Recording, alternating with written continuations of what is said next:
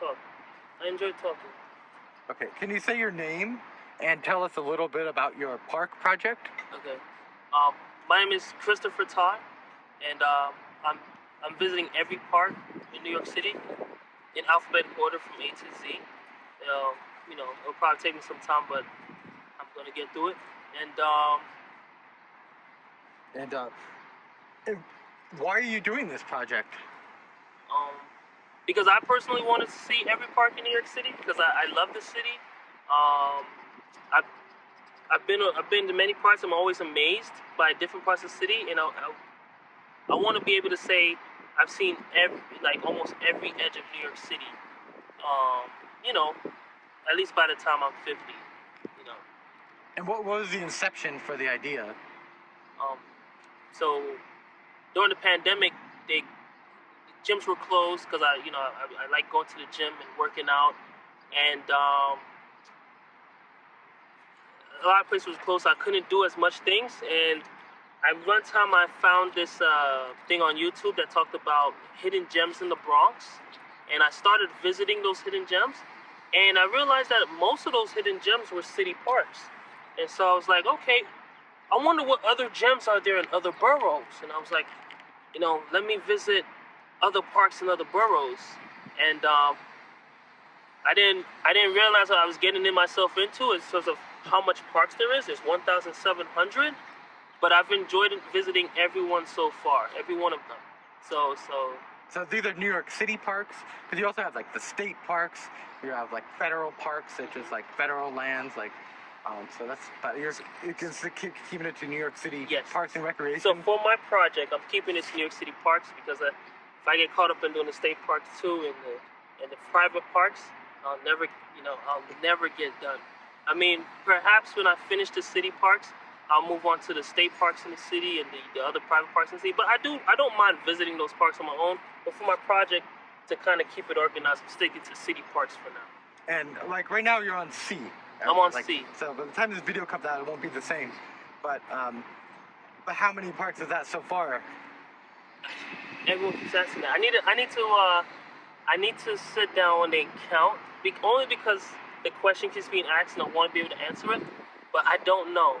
I know is I visit every park in A, B, and I'm working on C now. That's all I know. I don't know the number. Would you estimate what, like 200?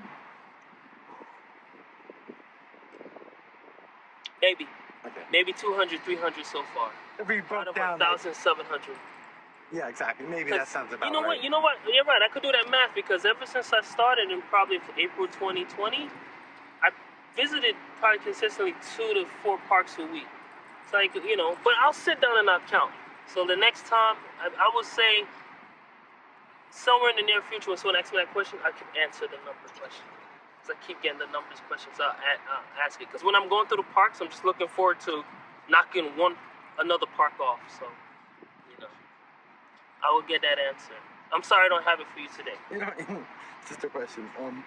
And what are some highlights so far of some parks you visited? Well, what I do is I rank the parks, actually. Well, not ranking, but what I do is I pick the best park in every letter, in every borough beginning with that letter, and then out of the 5, I pick the best park. So, in the letter A, for instance, Alice Austin, I feel is the best park in New York City. Beginning with the letter A. And Alice Austin was a last turn of the century photographer, she was lesbian, and she lived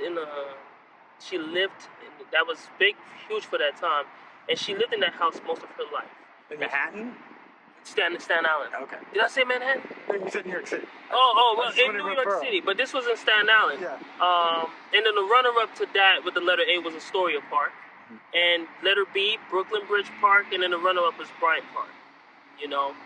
So that's all 4 boroughs have just been represented. Those are the 4 good parks. All great parks. I've never been to the first one you're talking about. Alice Austin, yes. And it beat out Astoria, which means that it's worth a visit.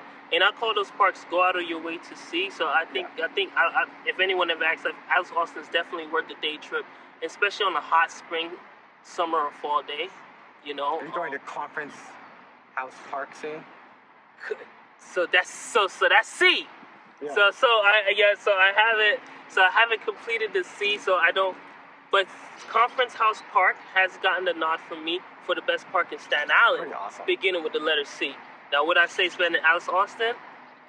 I haven't got to ranking the best park in New York City yet, but I would say that you just gave me an idea. I could do the best park in every borough when I'm done too. Yeah. But I think Conference House Park would beat out Alice Austin. For many of the same reasons that Alice Austin was the best beginning with letter A. You got history, you got a waterfront, cool breeze, and things like that is something that a wider range of people would enjoy. I went to Conference House Park like a few months ago to go to the southernmost part of New York City Yes. and New York State on that tour, and and I went and he was taking. There's a point where they excavated and they found Lenape like artifacts and stuff there from and that was a place where the Lenape or the Muncie would go to like do their hunting and fishing and stuff like that. And you have a few spots like that in New York City. Yeah. You have parks that have the kind of same type of history in like Canarsie, Brooklyn, Canarsie Pier, which is a state park, similar type of history, and the Sinawat Indians in the Bronx. When you talk about Castle Hill, same type of history as well. Where even Castle Hill, the road Castle Hill was because I visited Castle Hill Park. The road Castle Hill was originally an Indian trail, and that's something else I've learned about New York City through these parks too. It's many of the roads we use at one time were indigenous people's trails. Broadway, the biggest one, perhaps. And why do you think parks and playgrounds are important to New York City and society in general? It's the best way I feel to keep the community safe, and I kind of learned that. The Bronx, for instance, they've grown exponentially with parks in the last 50 years.